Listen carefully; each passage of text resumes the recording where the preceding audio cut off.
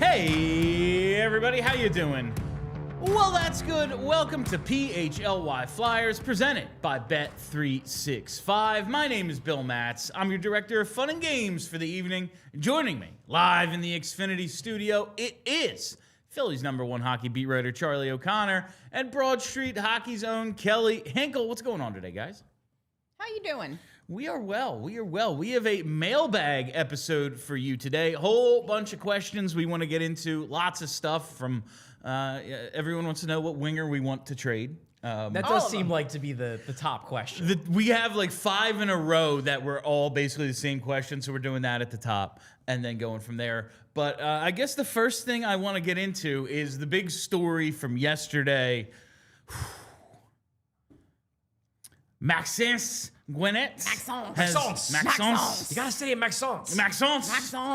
He's cleared waivers, so they didn't lose him. Disaster averted, everybody. I, for one, am shocked. We keep one of the best names in the organization. Yeah, it is a great name. It's really it's good. A fantastic French Canadian name. French. Yeah, it's so good. It's way up there. Yeah, so that's the really only newsy item from today. And we talked about it yesterday. That was likely. It wasn't impossible, but it basically would have. If a team would have claimed him, it would have basically meant that there was a team that was negotiating with Ottawa for months and just refusing to give up anything, knowing that they were going to swoop in and steal him when he finally got traded. When he eventually gets waived by somebody. The long con. Which seemed unlikely. Yeah, it was wildly unlikely. So that's probably the last time we'll talk about him. Charlie, however, did publish a piece about a player, about an hour ago. Your Sam Ersson piece, and we talked about this a little. The spark was created for it after you kind of asked Travis Konecny a question about how good Vladar has been, and it turned quickly into both of our goalies have been good. And that kind of sparked your idea for this piece, and you got it out today. And I want to talk a little bit about it because there is Grand Canyon-size divide between the organization, including the players in the locker room's view of Sam Ersson, and quite a bit of the fan base's view of Sam Ersson. Since becoming an NHL regular in 2023-24, Ersson has made 100 starts, 104 total appearances. He's got an .884 save percentage. He's 48, 37, and 14. Goals against just under 3. And this year, we all know it's going poorly. 3.3 goals against, .844 save percentage. But in 6 starts, 3 wins and only 1 regulation loss. It's like, I don't know. I guess it's working. They do win. I guess it's working. All 3 of his wins are in shootouts, which is silly. That's just kind of ridiculous. But it feels as if, even though Vladar has the much gaudier, much more impressive numbers, the locker room is like, yeah, man, we still love Sam. And we just wanted you to shed a little. I mean, there are ways. Yes, obviously they're going to say that out loud. And they were going to like him as a person because he's just a genuinely good dude. I was going to say, he seems like a nice guy. I'm sure they're all friends with him. What are they going to say? He stinks? But it seems like it goes beyond that. When asked about Vladar, they could just choose to say he's been really good without being like, no, both of our goalies are good. I know, but that's because they know that he stinks and he's their friend. Charlie wrote this piece. Maybe that's the case. But I just wanted you. Listen, if you're not a diehard, go sign up. What the hell are you doing? allphly.com. If you are, you should read the whole freaking thing. I did a little bit ago. But I just want you to shed a little bit of light on some of this, Charlie, starting with that Konecny quote that sparked it. Yeah, I think, and I wanted to have a conversation with TK about it because I thought it was interesting that first thing that pops in his head after a game where Dan Vladar was really good against Connor McDavid is I need to find a way to make sure that the people who don't like Sam Ersson know that we still think Sam Ersson is good. It just seems like the Flyers still do believe, and by the Flyers, I mean the players, the coaches, and the organization, presumably, because they haven't fired him into the sun yet. They still believe that he can be a good goalie, and they still think that he is worth developing and that he is worth being a part of this. And it just seems like there are a few things that are in their heads. Number one, the coaches believe that when you're talking about this season, that he has been hurt by the fact that in his starts, the Flyers haven't given up many shots, but when they give up shots, they tend to be high-quality shots. They believe that the save percentage is unfairly reflecting the quality of his play. That's number one. Like in the games where they give up 9 or 15 shots or whatever, it's basically like the Eagles defense, like the points they're giving up. Yeah. But like still, however, the number of quality chances ratio-wise are as if they gave up 27 or 28 shots. Right. But it was like they gave up 15. Right. So that's number one. Number two, they do buy into the fact that, like, well, you know, we seem to win when he's in, and part of that is shootouts. But he's been good in shootouts for long enough that he might actually be good at shootouts, where this is not a small sample anymore. I think in the piece I say that he stopped 40 out of 50 in his career, which is the 6th best rate in NHL history. Now, granted, shootout has been around forever. It's not like we're talking about we're talking like 20 years. 1920. But yeah, it's not super small sample anymore. It's been 2 decades now. So there's a feeling on the part of the team, particularly the players, that, you know, hey, when the chips are down, he's at his best. This is a guy who comes through in the clutch. So I think that lends itself to them thinking highly of him. And this, I think, is a big part of the discrepancy between the fans' view and the players' view. The players cut him a lot more slack for what he did the previous 2 seasons. They look at it as he was placed in a tough position post Carter Hart, and then last year when you had 2 goalies who were not NHL caliber behind him, that he was thrust into extremely difficult circumstances, and they give him a pass for those 2 seasons in a way that I think most fans do not. And I think that does make a ton of sense. You see on the screen here, it is that Travis Konecny quote that kind of started this entire discussion after that Edmonton game, and it was a question about Dan Vladar. The thing that you tied in, and again, read the whole thing on allphly.com. The thing you tied in, because like the shootout is one thing, but it's like, even though the Flyers seem to go to shootout a ton, and they go to overtime a ton, they play close games like you point out. I think it's... 30 of 100 games since the beginning of last year have gone to overtime. Because they've had 82 games last year, 18 this year. It's exactly 100 games, and they played 30 games that have went to extras. I felt like you did many. it. You made the parenthetical for me. You wrote 30%, and then you put 30 out of 100. I was like, this was for Bill, who can't do the math on the spot. Charlie likes to show his work. He's very thorough. It feels like more than 30%, but when you're like, yeah, 1 out of 3. Okay. That's basically like once a week they go to overtime on average since last October. That's kind of ridiculous. But like still, the shootout isn't like a regular occurrence. This is happening this year a lot early, but sure. The way you related it to, you know, Travis Konecny is coming down on Sam Ersson in practice. Every day. And like they do this every single day. And it's kind of the same sort of idea.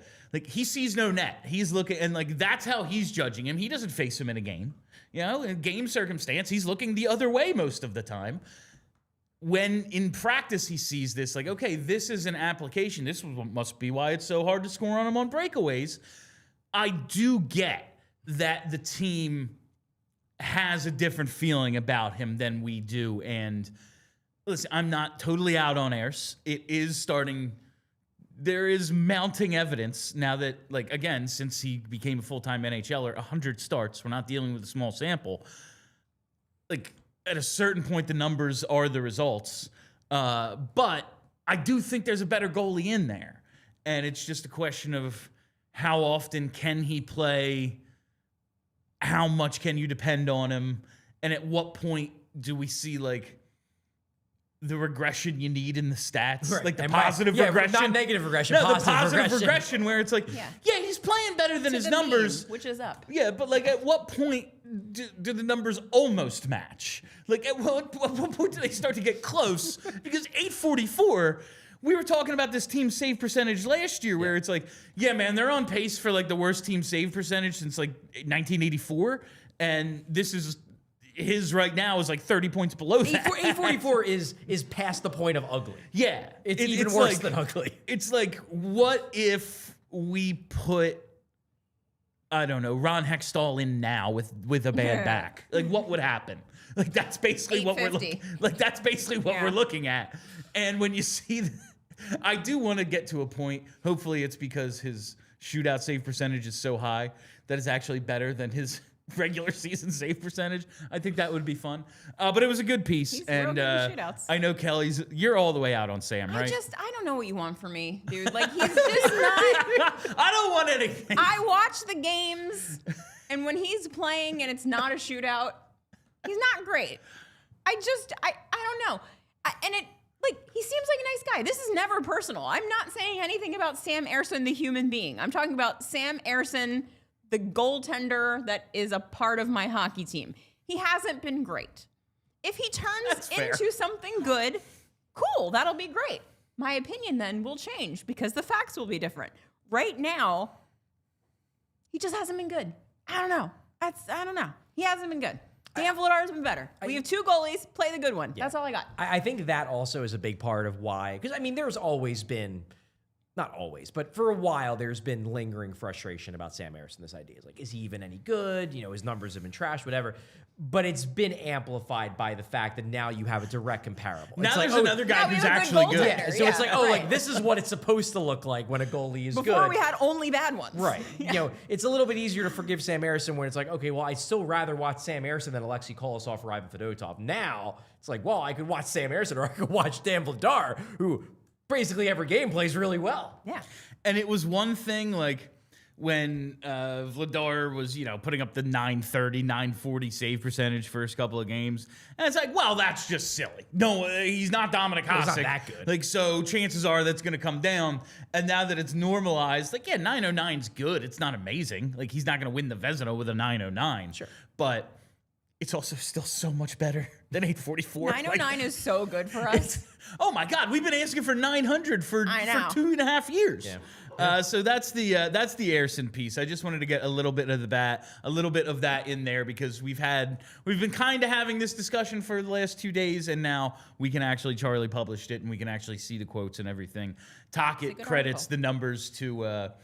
Defense is backing in too much, and that's music to my ears. Stop doing that. Yeah, I told you. Keep shaming the defense. Recognizes it. Keep shaming the 47. Is another story. Keep shaming the 47ness out of this defense because I can't watch that. That's how I played in men's league, and like men's league for me was a way to disguise drinking as exercise. Right. Let's stop that. All right, that's that. All right, we have a whole bunch of mailbag questions to get to. We're gonna do that on the other side, but let's actually be early and take our first break. Whatever the moment, it's never ordinary at Bet365. Our friends at Bet365 are one of the pioneers of live in-game betting, and they have 78 different sports that you can get action on while the game is in play. Whatever the moment, it's never ordinary at Bet365, but you know my favorite thing. It's that early payout offer, because with the Bet365 early payout offer, you're a winner if your team gains a 3-goal lead. It's that easy. You get an instant payout on straight bets, and your parlay selections are marked as winners. And right now, we have breaking news from Bet365. New customers now get $150 in bonus bets when you bet just $5, win or lose. All you got to do is sign up, use code PHLY365, deposit $10 and place a bet for $5 to get $150 in bonus bets whether your initial bet wins or loses. Bonus bets can be used on the spread, total, player props, futures, and more. Whatever the moment, it's never ordinary at Bet365.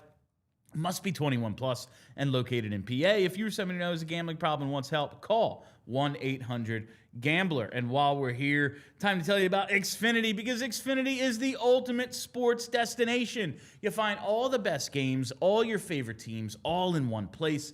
No need to switch between 20 different apps. There's no lagging or buffering. It's just enjoyment of the game. You have the enhanced 4K. The picture and sound are so clear. It's like you're in the arena. You get live stats and notifications on your TV so you can keep up on all your fantasy teams. And you get the multi-view. You can watch up to 4 games at once with Xfinity. Where else would you go but Xfinity? So next game day, make sure you're a big fan, not a big fail. Learn more at Xfinity.com. Xfinity, imagine that. Restrictions apply. Multi-view requires Xfinity 4K capable TV box. All right, let's get into the mailbag. It's mail time, ladies and gentlemen. The first... So we're just going to... done this in a while. I think we haven't done one since like end of preseason, beginning of regular season, maybe. So like early October. It's been a little bit. Once a month. I know you don't love the mailbags, Charlie. I like the mailbags. I don't necessarily like the mailbags once a week. Yeah, once a month is I understand. But the first, I have these broken up into a couple different sections. And the first one is too many wingers. Oops, all wingers. Yeah, that's really what the team is at this point. So we're gonna try to get these one by one, but it's really just like 5 of the same question. Okay. So we'll start with Andrew Desmaris. If Zegras is a point per game wing for the next decade and not a center, do you trade Martone for a future 1C? Spicy to start. At some point, Forster, Michkov, TK, Brink, and Tip make up 6 out of the 6 wings without even having room for Bump or anyone else. What? I think my answer is like it depends on the 1C. Yeah, what are we talking about? Yeah, here? like if we're is getting Edmonton trading Yeah, Connor McDavid exactly. for Porter Martone? Because if so, okay. Yeah, like I give up Porter Martone for Connor McDavid. Am I giving up Porter Martone for like Robert Thomas? No. No, probably not. So it's like there's no one on this team, including Matvei Michkov, who is like completely untradeable. But there are guys in the organization and on the team where like it would take an extraordinary set of circumstances before I would consider trading them, and I would say Martone is one of those guys. Yeah, that's just the like, they're gonna have to trade a winger at some point. That's true. I just don't know, like, yeah, maybe it's Brink, maybe it's Tippett. Like, I'm not jumping to the Martone thing immediately, especially like we have time to make these decisions. Yeah, I expect Martone to be here, but yeah, that's not even making room for Bump. I don't know if Bump is an NHL player. I suspect he is, and maybe even a good one. But let's not decide that like because he's had 2 good weeks in the AHL. And I was as high on Bump as anyone. Want to see him here. I thought he could have a 20-goal rookie season. It would be a really incredible pace if he were to do that at his current trajectory, which is maybe called up next month or something. But like, it's not an immediate decision. It doesn't have to be made today. So friend of the pod, K-Red, there in the chat has a good idea. What if we just turn Porter Martone into a center? You know, there's a person in our Discord who's made that argument a few times, and I've engaged with it because I mean, look, it's an intriguing idea in the sense that it would be an incredible solution to an obvious problem where it's like, well, just take the guy you took 6th overall and turn him into a center, and then he's great and everything's fine. And like, I can't deny that like it's just something you at least have to like think about in a thought experiment way. Martone did say development camp that he has played center before. He can play center. What I will say though is that generally speaking, you don't like guys who throughout major juniors are playing wing. There's usually a reason for that. Yeah. And it's pretty rare. Like usually the guys who go from wing to center are guys who played center at lower levels, then get turned into wings at higher levels, and then get turned back into centers. It's not usually a situation where it's like, because we had the same discussion about Michkov last year. It was like, why can't you just turn Michkov into a center? It's like, well, there's because he has no interest in playing any defense. But like, he's not the one. There's a reason why he's at wing. Yeah. And I think there's probably a reason why Martone is at wing. I get the idea because he has the size to play center, to be sure.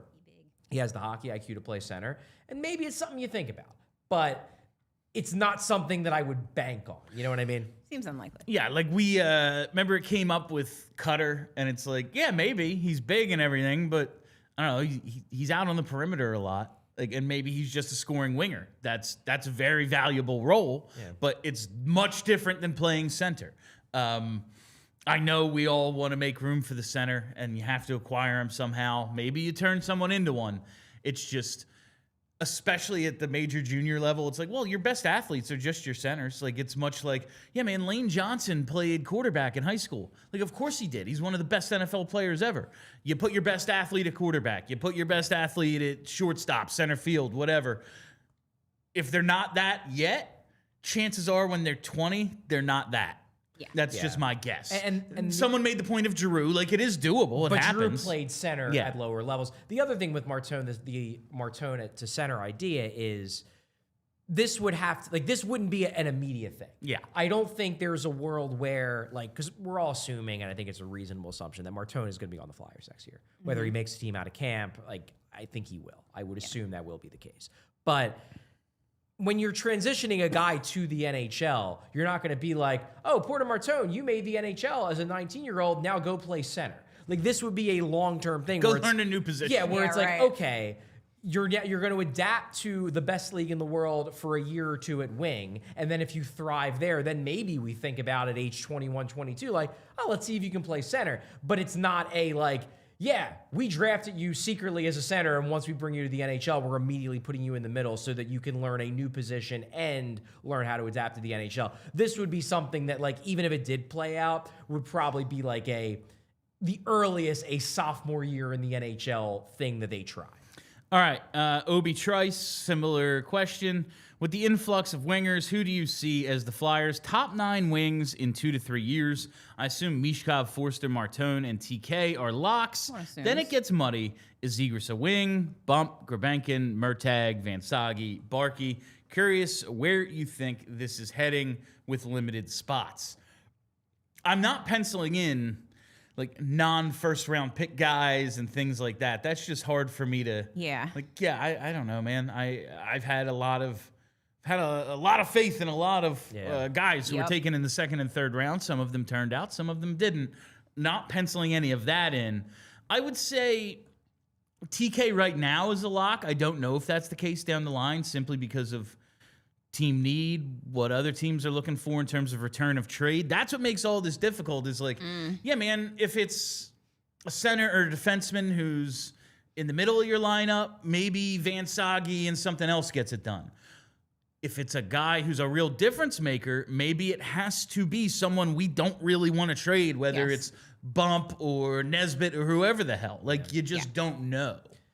Yeah, like looking at these names, I mean, you have to assume that unless the relationship completely falls apart, that Matvei Michkov is going to be part of this Matvei in 2 to 3 Michkov years. will be here. So you figure he's a lock. You figure Martone's a lock because they drafted him 6 overall. They absolutely friggin' love the guy. He and I seems think real he's good. going to be really good at hockey at the NHL level. So you assume he's a lock. TK's probably a lock just because he's got that big contract. He's got no trade protection. So yeah, he's probably around. Like, do I think they right now envision Tyson Forster as a lock? Yeah, because they love him. But could I see a world where he is the centerpiece of a big trade? Sure, that's possible. I'm not banking on it, but it could happen. I was going to mention Forster here, just like the one guy they don't have locked up in terms of these dudes we think are core pieces.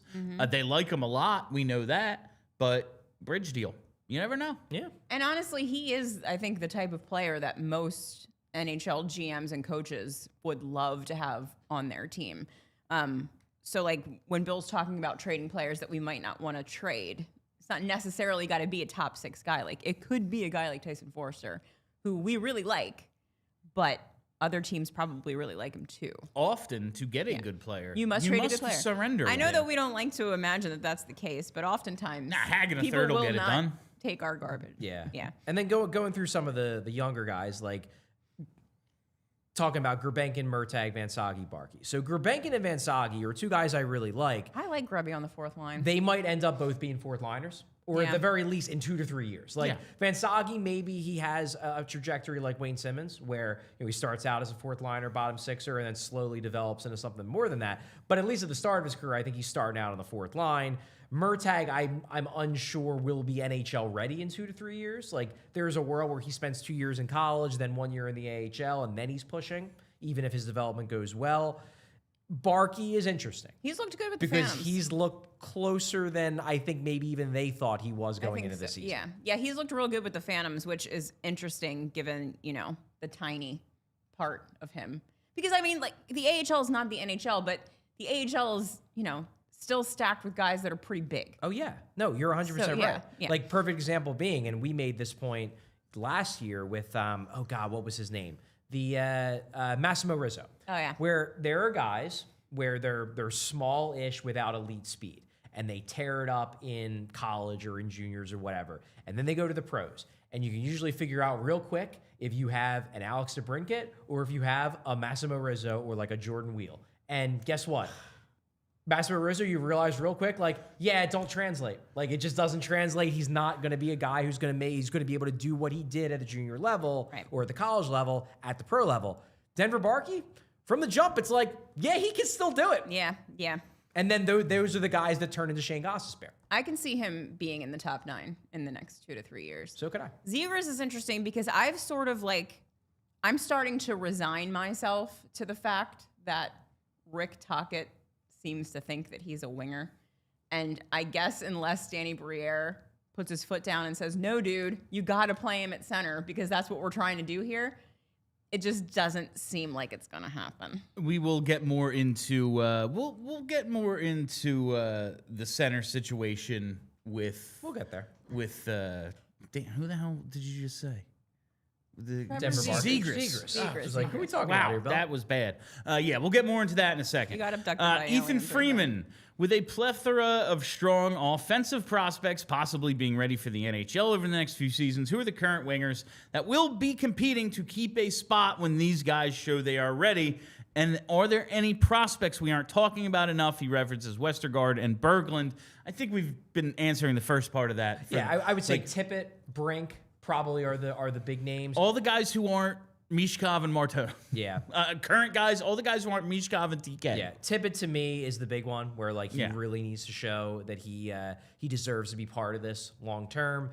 Brink too, just because look, I mean, we've all liked what we've seen in Bobby Brink. He's still a dude who's 5'8" who doesn't score at an elite level. And if Denver Barkey's breathing down his neck, like, look, let's say Brink were to get injured and be out for 3 months next year, and Denver Barkey gets called up and is real good. That might make Brink expendable. You know what I mean? Yeah. Like, because he's good. We all agree that Bobby Brink is a good and fun player that we're happy to have on our team. But it's not like he's a guy where you think like, oh man, how will we ever survive if like Bobby Brink gets traded? And when it comes to guys like that, we've seen them, again, smallish, not elite speed. He is faster now. Oh yeah, he's faster. But, he's an above average skater now. How long, like, do you want to give them a second and third contract, you know? Like, I know Matt Reed was undrafted, so it's a little different. But, man, those first 3 years, 22 goal pace, they're great. And then he was no good. Like, maybe sometimes these guys just kind of burn out pretty quick because they have to play above what they are to stay. Not wrong. All right, guys we don't talk about enough, and he asks about Jack Berglund. I just wanted to point out 15 SHL games, your boy Charlie, no points. I haven't been following him too closely this year. I have heard from some people who do watch the SHL regularly that, like, look, he's not getting a ton of minutes there. Yeah. But he also hasn't looked all that great in those minutes. I think if he makes it, he's going to make it as a bottom six center. But for Sweden's Probably. U20 team, 11 points in 9 games. Yeah. So he's doing stuff against people his age. Right. But in their top league, he's not the most effective dude at, when he's still World Juniors eligible. Yeah, true. All right. Next one here. Is there any other prospect you don't think we talk about enough, Charlie? I know you haven't dove into prospects too much this early in the season. There are a couple, but to be quite honest with you, I'm just blanking on them right that's now fine. because my head is not in prospect mode. We have another question but there- about it but later. there are absolutely a few, and I can dig them up in the next 5 minutes to figure out what those names are because I just am not in. Right now I am so zeroed in on I'm covering the Flyers that I'm just not thinking about prospects right now. right, Aside from like somebody like Martone. Of course. Last couple like this. First one here from Nick Hankins. With Bump and Martone knocking at the door and somewhat else, Barkey and Jett, who is realistically the pieces we may part with via trade or other means to make room for the next wave of guys as they earn it. I think that's very much what this year's for, as we've been saying. Maybe it's Brink, or maybe Brink has an awesome last 65 games of the season where we're can't part with this guy. I think it's very much just a competition. If your name isn't Michkov, there ain't no guarantee you're going to be here. We'll see. The second question from Hankins, how will we get the 1C and 1D we need to win a cup? I've never considered this question. Never. How We've never No talked one's about ever that. asked us that before. How will we get them? I wonder if anyone in the organization is thinking about this. I think people keep asking this question because they don't like the answer. Yeah. And the answer is... I don't know, dude. The answer is they are going to try to be as opportunistic as possible. Yes, maybe it's free agency. Maybe it's trade. As we're saying, they have all these pieces, and a lot of them are extra or kind of redundant. You turn your positions of strength into aiding your positions of weakness. Maybe you get lucky and it's Nesbitt. Maybe you get lucky and it's Zegras. They have all these avenues open. And I know we're all looking at the free agent class, and it's man, not even Adrian Kempe's going to be available. I was going to say, that class maybe kind it's of free gone. agency, probably not, because that's not how guys become available anymore. The cap is going up. Everyone's going to keep their own players. It's just going to be creating an environment that is good enough to attract somebody and being opportunistic enough when someone becomes available, whether someone thinks they need a surgery and the organization says, no, don't do that, we're in charge, and they say, well, then I'm never playing for you again, a la Jack Eichel. Perhaps that's the case. You just have to have faith or be mad that they haven't drafted the guy yet. Also, I do think that maybe people need to start to come to terms with the fact that we are not going to get a Connor McDavid or a Nathan McKinnon level 1C. That's not happening. This team is probably going to be built on the back of good wingers with a B tier 1C if we're lucky. And I don't think that's a disaster. I think that you could win that way. Because if you needed Connor McDavid to win a Stanley Cup, then Connor McDavid would have a Stanley Cup, and he sure doesn't have one of those. So I just think that I think that whenever people are talking about how are we getting the 1C, it's these A tier, top of the line, best in the league centers, and they think we need one of those to win a cup. And I don't think that you do if you construct the team as a whole. I think it was a Jeffler tweet from years ago, what people really mean when they list the numbers. Yeah, it's 1C is Hart Trophy winner. Yeah. 2C, no, that's just a regular 1C. Right. And 3C, that guy wins a Selke. Right. And 1D means Norris. Yeah. 2D means 1D. Yeah. Second pair means decent enough first pair guy. That's fair. That's kind of what we're always talking about. Right. All right, last one on this, and then we got to take the next break. Kaiser Soze, and this is just our opinion. Which two are you keeping? Brink, Bump, Tippett. Keep two of the three. And again, it's well, what are we trading them for? Yeah. Well, I think But in a obviously, vacuum, I think Kelly and we're keeping the killer bees. I mean, okay, here's the thing. In a vacuum, a reasonable person is going to say you're keeping Brink and Tippett because you know that they are quality They're NHL players, and yeah. I don't know yet if Bump is. The fan inside I of don't have to be me is reasonable. saying oh no, I'm keeping Alex Bump because obviously he's gonna be awesome. It's totally going to be a boat. He's a boat. He's absolutely a boat. 100% a boat. He's a ship. Yeah. I mean, honestly, I think if I were picking, I would keep Bump and Tippett. Okay. Really? I think Brink is a more replaceable guy. And Alex Bump, in my mind, is a boat. I think that's a reasonable way to look at it because even though obviously Tippett is more frustrating than Bobby Brink, Yes. There's a reason. Right. Brink, 'Cause he's good. Tippett's skill set is Yes. more unique than Bobby Brink's. Yes. They have a guy who might be like Brink in the organization right now in Denver Barkey, who very well could end up being, and this isn't a slight against Brink. It's more just a positive about Barkey. Yeah. It's not saying that Brink is bad. It's Barkey might be just as good. Yeah, he might be a 40, because we think Barkey might be really good. He might be a 40-ish point middle six winger, at which point, how many of those guys do you need? Yeah, whereas Tippett's skill set, as frustrating as it can be, is more unique in that, there aren't many 6'2" dudes who are one of the 5 best straight line skaters in the league. But because of that, maybe he has more trade value. It's all about the return here. Exactly. That's what I'm Yeah, thinking. it's fair. Listen, Joffrey Lupul was a good player. You know who was better? Chris Pronger. It's very true. That's all. Are you sure? No. I'm not sure of anything anymore. All right, and with that, let's take our second break. Oh, it's time for Togo. That's right. I got to tell you about Togo because, listen, do you want Jalen Hurts returning punts? No, that's ridiculous. Do you want Matvei Michkov playing goalie? Stupid. It is a waste of time and money, and it's not worth the risk. You want your stars focused on what they do best, and the same goes for your business. You don't want your top people buried in operations, tedious, time-consuming, redundant activities that wear them down. You want to keep your impact players fresh so they can focus on putting points on the board, because that's what really matters. And that's where Togo comes in. They're an integrated part of your team, taking that work off your starters' plates so that they can focus on what really moves your business forward. Every engagement starts with free process mapping and engineering. There's no cost, no commitment. They don't bill a dime until the real work begins. And with programs starting as low as $1,000 a month, you're not going to break the bank either. Each Togo program includes dedicated staff, custom automations, and US-based process engineers who act as your quarterback, giving you complete control, total transparency, and instant efficiency. At Togo, turning your playbook into performance. You call the plays, we execute your way, and we advise along the journey. Visit harnesstogo.com. Scale smarter, work faster, and stay focused on winning.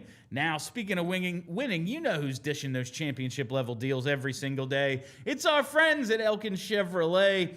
Elkin Chevy is located on Route 73 South in Marlton, and it's run by three brothers, Jason, Adam, and Josh. They're in the store every single day, working to make sure they have a huge lineup of Chevys at the best price, and of course, providing that honking good service. No missed shots, no drama, just real brothers running a local business and backing every Black Friday sales deal like it's the championship game.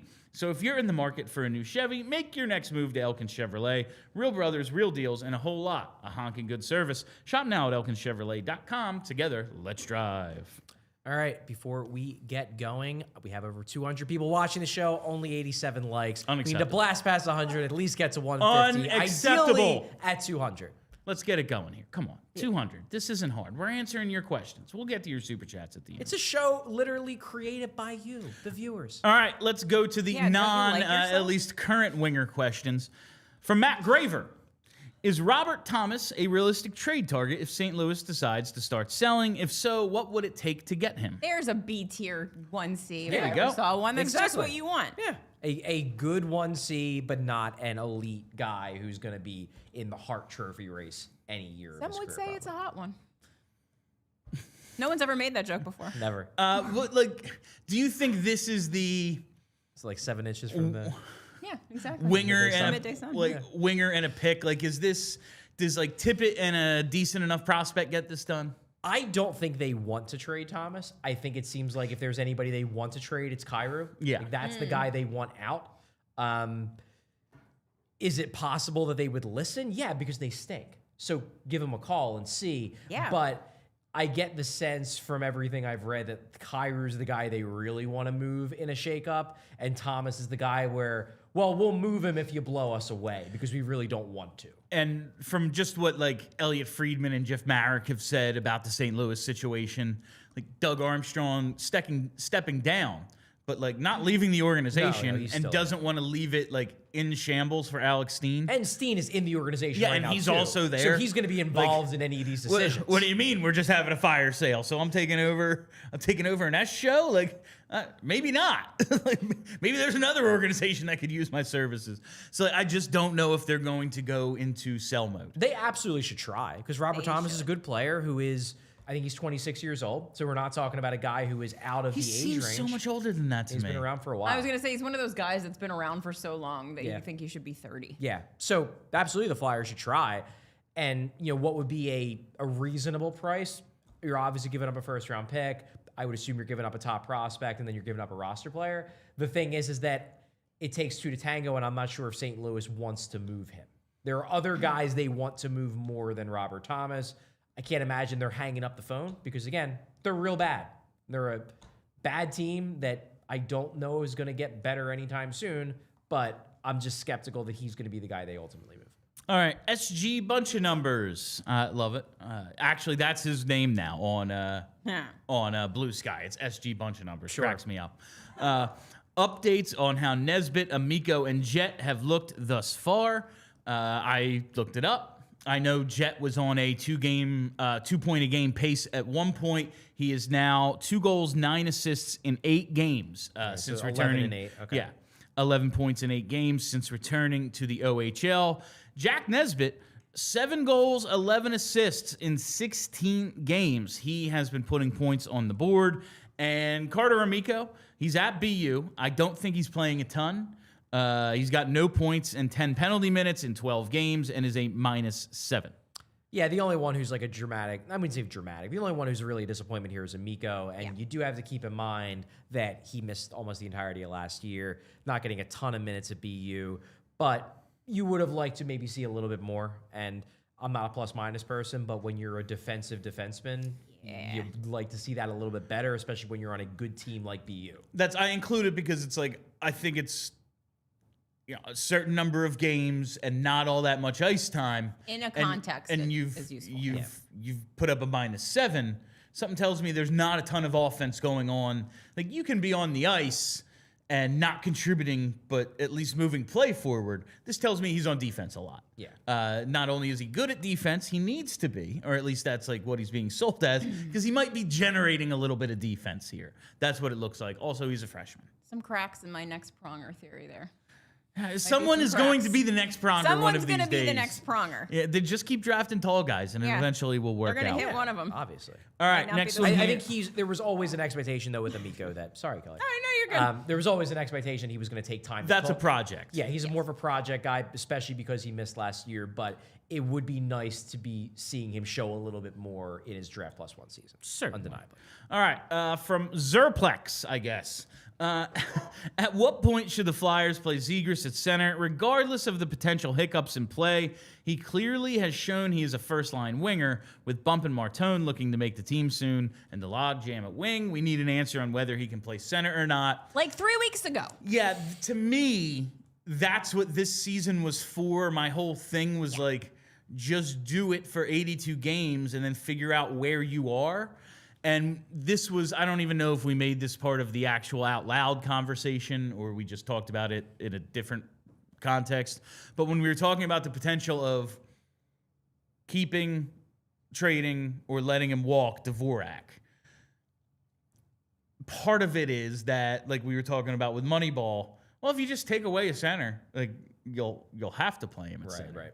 Yeah, and that's true. I think, it's interesting the way you framed it, where you said, this is what the season was for us to find out about Zegras. And I think this is where there's a disconnect between... Yeah, we were incorrect about that. This is why I just think there's a disconnect between what we think the season should be for and what they think the season should be for. Because it's abundantly clear that Rick Tocchet, and to a lesser extent the Flyers front office, believes this season should be for being as competitive as possible and hopefully making the playoffs. And Rick Tocchet's opinion is that is best served by having Trevor Zegras on the wing rather than forcing him into the center role that he doesn't think he's best suited for right Okay, fair, but there's no way that Danny Briere traded for Trevor Zegras without thinking to himself, wonder if this dude could be a 1C. Totally agree with that.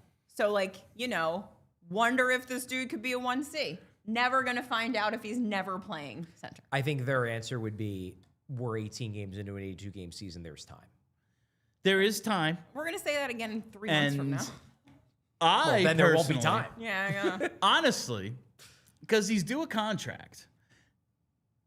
If you sign him as a winger, We lowballing? and then he That's becomes what a we're center, doing? centers are inherently more valuable. I don't think that's what they're actually doing. I don't think. And wingers Saying get it paid could a lot work too. out. I mean, what They the, do. The highest paid player in the league is Kirill Kaprizov, who's a winger. Yeah, well, that's because Minnesota said we're going to spend whatever it takes to keep him. Bill Guerin's a nutty and then he man. was like, oh, yeah? Yeah. Prove it. Are you? Okay. $14 million, you're the highest paid. And he's like, how much more are you willing to spend? What you got in that those was just pockets? really good negotiating. And bad Props on him and his agent. bad on Guerin and the owner's fault part there in Minnesota. But I don't know. You do have time, and it doesn't have to even be like this year, but it kind of does. You do need to solve this problem at some point. And again, it doesn't need to be Connor McDavid. It doesn't need to be Austin Matthews. But there does need to be a solution at some point, and you may have the guy. My question is, all right, this year isn't for just finding out. We're not in subtraction mode. We're trying to turn the corner, learning to win, all that. I understand. I've been somewhat on board with that idea. By how much are we lowering the win percentage by playing Yeah, Zegras at seriously. center? Yeah, Is it like, Fair why don't we just put Bill at center? Yeah. No, because Never then gonna win we'd again. lose every game. Yeah. I don't think Trevor Zegras being at center full time is going to determine playoffs or not. Yeah, that's the thing. Are we losing 50 more games because Trevor Zegras is taking faceoffs sometimes? I guess- They're not going to lose 50 more, but I think honestly Tocchet believes, and I get where he's coming from to a degree, in that if they make the playoffs, they're going to barely get it. Yeah. It's going to be last game of the year, and in that sense, every point does matter. And if he thinks that Trevor Zegras at center will cost the team 3 points, maybe that is enough to keep them out. All right. I guess it's possible. All right. On the other side, we're going to take some more of your questions. We're going to get into some of the fun ones as well. But first, I got to tell you about TrueMark. All right, this one's for all the parents out there. Listen, the holidays, they're coming real fast, and it is the perfect time to teach your kids a little something about money. Give your kids the gift my parents never gave me. Teach them about money, and Greenlight makes it easy. I love you, Mom. Greenlight's the all-in-one money app and debit card made just for families. It helps kids learn to spend wisely and save for what matters and build smart money habits, all with you calling the plays. And here's the best part. TrueMark Financial Credit Union members get a free custom card with their free Greenlight subscription. That's an $80 value, all for free if you're already a TrueMark Financial Credit Union member. If you're not a member yet, it's real easy to resolve. You can open an account online or at any of TrueMark Financial's 24 branch locations and score this exclusive offer. With Greenlight, you'll get real-time spending alerts, easy controls, and an instant on-off switch for your kids' cards. Plus, kids can earn on their savings and manage chores and allowance right in the app. So make this holiday season a win. Visit TrueMark.com/Greenlight for all the details and get started today. TrueMark Financial Credit Union is federally insured by the NCUA. And while we're here, it is time to tell you, oh yes, it's Shady Rays time, baby. You know I love my Shady Rays because they're cool, they're not all that expensive, and they have the best replacement plan in the business. If you're like me, maybe you lose your sunglasses pretty often, or maybe your significant other likes to use them as a headband and then suddenly they're missing because they're not where you left them. Well, guess what? Shady Rays will just replace them for you. It's that easy. It's really a game changer. The wild part, if you lose or break them, even on day one, Shady Rays will send you a brand new pair, no guilt trip, just replacements. So now I wear them all the time and not all that upset when my wife takes them. Shady Rays is eyewear that has your back. And we've teamed up with Shady Rays to bring you an exclusive offer. Head to ShadyRays.com and use code PHLY for 35% off polarized sunglasses. Try for yourself the shades rated 5 stars by over 300,000 people. All right, let's get a couple more in before we turn it over to the Super Chat. How many Super Chats do we have? Just 2. All right, awesome. All right, let's just keep going in order here. From Hugo, what will the D pairs look like when Risto comes back? Do you think they'll break up Sealer and Drysdale? Okay. I would think that the chalk pick here would just be they keep the top 2 pairs together and then they put Ristolainen in place of Juleson. Like that would be that'd be the path of least resistance, right? I think like go ahead, Kelly. I was just gonna say that's Tocchet's boy. It is. To be fair, he hasn't been as bad as I expected. Juleson has been better than expected. He's been all right. He's been better than him to be at his ass. Not great, but he's been based on horrendous. on his preseason. It didn't look like he belonged in the NHL. Yes, exactly. And I think even he would admit that. He's been passable. Real bad in preseason. He has been more than passable. I think that's the chalk. I think with Andre getting this run right now, would love to see Andre and Risto. One thing I'll say is Zamula last year, not good. Zamula with Risto, pretty good. So maybe we start seeing a little more Zamula when Risto comes back because that's a pair that worked. Ultimately, I wish we could see Drysdale Risto, but there's the right-handed issue. Righty, yeah. They're both righties, so that doesn't quite work. But I think with the way they have it and just kind of going Andre Risto as third pair and suddenly the third pair gets more minutes, I think that works for everybody. And it does seem like Tocchet likes Emil Andre. Yeah. He's talking him up all the time, saying how impressed he is with his game.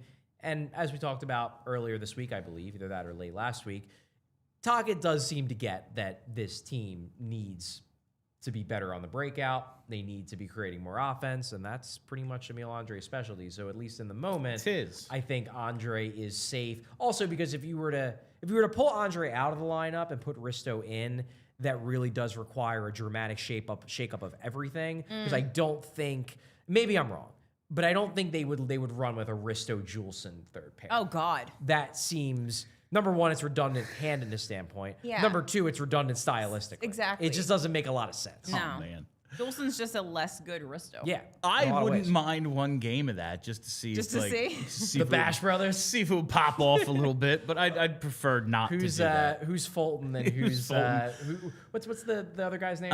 Dean. Dean Portman. Dean Portman, yeah. Okay. All right. From Brute Impact.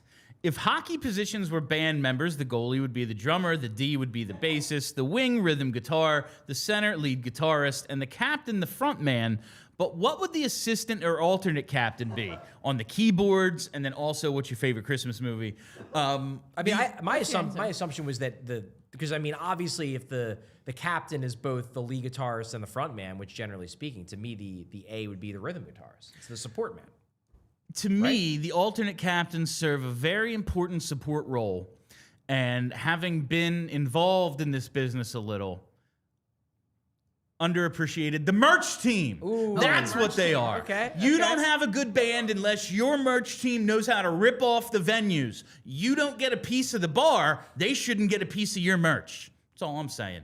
Alternate captains, they're doing the dirty work. Merch team. Spoken like a former merch man. Yeah. I think the alternate captain is like the guy in the Mighty Mighty Boss Tones who just danced. Ooh, Good I like hype that. man. Yeah, just hanging out on stage dancing. That's Okay. TK, right? Like it's Sean Couturier Yes. delivering the coach's message, and then over here, TK's just doing a little dance. skanking. The old people will remember the Mighty Mighty Boss. What's your favorite Christmas movie? Ooh, favorite Christmas movie. There's so many good ones. There's most of mine are like TV specials. Trailer Park Boy and Always Sunny. Those Those are two, good. the absolute best. But my favorite Christmas movie is The Night Before with Seth Rogen. Three friends who go out and party every Christmas Eve, and they get tickets to this very, very exclusive party that they've been trying to hunt down for years. Excellent film. I'm not a big Christmas movie person, to be honest with you. I mean, when I was a kid, I loved Home Alone. Home Alone's great. I still have positive, nostalgic feelings, in part because I do enjoy it, but in part because of my name to Charlie Brown Christmas. Charlie Brown's good. You know, Steph Driver's theory. Home Alone, not a Christmas movie. Oh yeah, we did Don't have get me debates started. about that. I can't do it again. We did have debates about that. You're right. For longtime listeners who were like, oh no, we're not doing this again. I really like The Holiday. That's good. That's a real girl movie, but All right. that's what I'm doing. Let's get this next one in. This is Meatball Michkov, which I found funny. That's a fun name. With Eetu Lesterainen getting burned on a barbecue, and of course Jack Hughes hurting his hand at a team dinner. Apparently he broke a glass. Which Flyer player would you be least surprised to get a minor injury doing something weird off ice? It's TK, right? I feel like he'll get himself injured like doing some prank. TK's Okay. the obvious one. See, here's the thing. I think that like now he's like dad TK. I think maybe he's chilled out a little bit, but I feel like Zegras and Drysdale would like break a wrist giving each other piggyback rides or something. Like they're so goofy. Yeah, like Drysdale's just sitting there trying to make them dinner, and the next thing you know, one of them stabbed the other by accident. Yeah. He's like, "Well, I was cooking. What did you two do in the time I walked away?" Yeah. Like that's what I see happening. I feel it's a Zegras Drysdale situation. I'm just Who's a bit- the I'm most just- competitive one? Because it was Giroux who had the exploding club. Because yeah. golf clubs just explode sometimes. Definitely had nothing to do with banging it against a tree or the ground or something. It definitely just exploded. Who's like the crazy competitive one who would miss a golf shot and then like, you know, put the beginning of a season in jeopardy? That's a good question. I mean, like, they have a lot of really competitive guys, to be honest with you. Like, Michkov is ridiculously competitive. Doesn't he get mad about the ping pong, like when he Yeah. loses, and he He's- stinks, but he still gets mad Yeah, about he's it? insanely competitive. That's very close. There's also like then there's Nick Seeler, who is like the nicest person ever, but like 3 times a year just like goes crazy. You know, he has that look on his face where you're like, oh my God, he's gonna kill everyone in the building. That's funny. These off-ice injuries are always funny as hell to me. Because, like, anyone could get hurt at any time. We were talking about the Jack Hughes thing on Philadelphia today, and I was, like, looking up old funny injuries. Adam Eaton, the Phillies pitcher, stabbed himself opening DVD packaging. Yeah, I remember like that that one. cellophane. Yeah. Like, that's a great one. And, like, I just did that opening I bacon would with a do. knife a couple weeks ago. So, like, I very much understand. Was bleeding profusely, had to leave for here. Just kind of taped it up. Couldn't find any super glue. So I understand that, but it's always funny That's stuff. commitment. All right. Let's do Adrian, because I think it's funny, and then we'll hit the super chats and see what kind of time we got left. Okay. Whose Thanksgiving dinner, Canadian or American? There is no Canadian Thanksgiving. That's fake.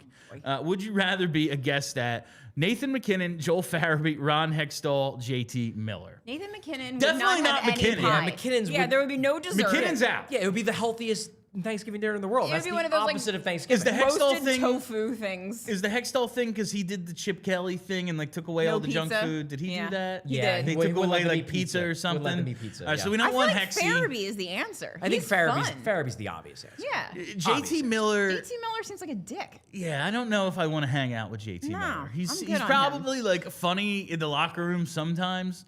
I don't know if I want to go to his house for dinner. No. I Like think Joel- it has to be Farabee. At Joel Farabee's house, like there might be some mishap, like perhaps the turkey comes out and it's not all the way done, but like everyone would be having a good time. Yeah, that's think the so. off-ice injury. Is he comes back to Food to poisoning. host dinner at his at his loft, and he gives the whole team salmonella. So here's Just a, watched that match the other day. Joel Cosby. Here's a question I have for Does he still have the place for the table. Okay.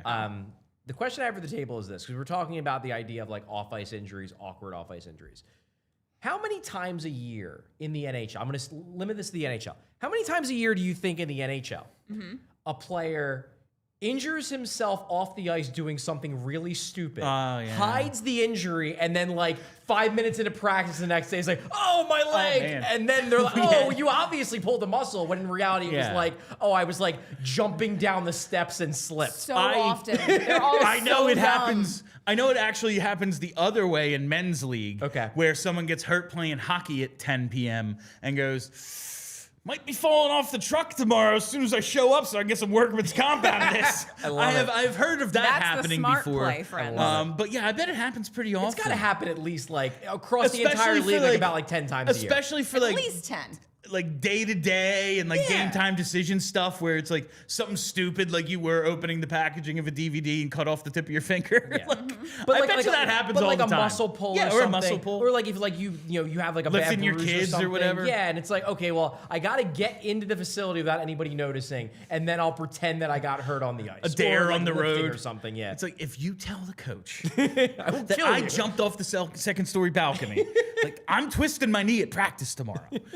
All right, let's hit super chats. I think we got a couple of more. All right, just 3 now. Okay. From JH, I liked your Ersson slander article, Charlie. Charlie was very fair. It was not slander. I thought it was a very good. I actually thought people were going to think the other way because, like, when you're being a real journalist and just presenting, like, this is why they think this. Right. Here is the evidence. Here is their reasoning. I feel like people are, oh, look at Charlie. Carrying water. It's like this. I'm telling you what they think. People wonder why they think this. This is why they think it. Yeah. But I like that he called this an Ersson slant. I thought it was just fair. Sure. Like, numbers are bad. Not everything goes right, but this is what they think, and there is some, at least anecdotal evidence as to why they think this way. I thought it was fair. All right, next one from JH. Also, hi, Kelly. Come do more shows. We would love to have Kelly every day. I think Kelly's back now, right? You were like traveling Traveling the right? world again. I had some work travel to do, which I'm doing again. Oh, Boo. Sorry. noted. We would love to have Kelly nonstop, but apparently the real world. Apparently could've she has a been here. life and Yeah. another job. Unfair to us. Blame capitalism honestly. like we do for everything else. Yeah, it's fair. All right, and from Obi-Wan, I don't hate the inevitable Risto-Juleson third pair. I'm not saying it would go well. I'm just saying It I would would want be to a see it show. for, like, if there's, like, something that happens with, like, the Islanders and they want to mix it up a little, like, all right, we'll play dirty for a game. Juleson, go back to doing that knee-on-knee stuff you're doing in the preseason. Maybe Juleson, but like once again like to point out that Rasmus Ristolainen doesn't really do all that much. He's a Tough guy. That is stuff. true. He just hits. He just hits. He's not a fighter. No. I think, like, I have seen him mix it up some, and he's just so much bigger than most guys. It's like, yeah, no thanks. Because, like, he's not going to fight a heavyweight. That would be stupid. Very Defensemen don't really fight that much because there's only 6 of them. That's true.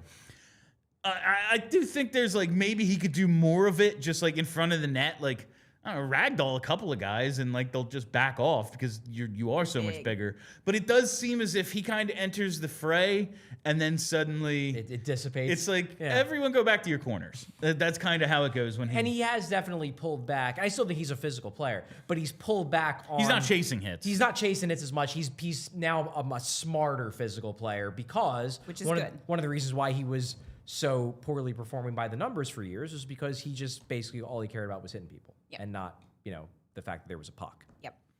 Hey, man, I don't know. Kiefer Sherwood all of a sudden scoring a ton of goals, chasing hits. So maybe there's something to it now. Now, I have no idea. All right, and that is all the time we have for you on PHLY Flyers today. Thank you all for listening. Thank you for hanging out. If you're like, you got so many more questions in this, we are recording an episode of the shootout as soon as this ends. So there'll be some bonus action for you, a few more questions answered. Make sure you're following us right here on the YouTube so you can get that. Follow us on Twitter at PHLY_Flyers and follow the podcast. That is it. I'm Bill Matz, Charlie O'Connor, Kelly Henkel. Thank you to Brenna. Be excellent to each other. We all silly like the mayor.